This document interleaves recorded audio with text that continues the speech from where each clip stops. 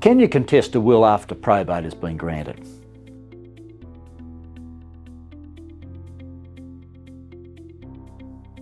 Hello, I'm Gavin Hanrahan, the Managing Partner of Turnbull Hill Lawyers, and I'm also the partner in charge of its civil litigation team.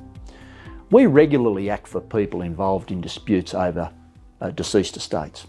And one of the common questions we get asked by claimants is, can I contest the will after probate has been granted?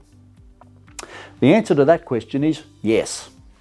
However, from my perspective, that's not the important question. The important question is there a time limit within which I can commence legal proceedings as of right? The answer to that question is yes, and it's 12 months from the date of death.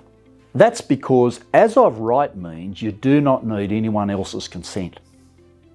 It is, however, important to understand that you can still commence proceedings outside that 12 months time period, but you will need the leave of the court or the consent of the other party. The court will usually grant leave if it considers there is sufficient cause to do so. From my experience, the most common reasons people apply for the court's leave are, I didn't know she died, I didn't know there was a 12-month time limit, and I didn't know I had a right to contest the will. Each of these reasons will usually satisfy the court that there is sufficient cause to extend the time limit. The time limit will usually not be extended if you acted in a way that lulled the executor into believing a claim is not going to be made.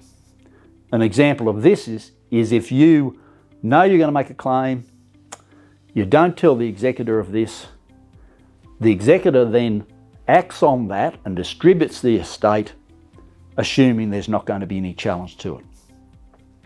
The final thing is that the strength of a claim is also relevant to the court in deciding whether to allow an application to extend the time limit. Finally, if you are already out of time, you need to act quickly. Act now, arrange to get legal advice as soon as possible.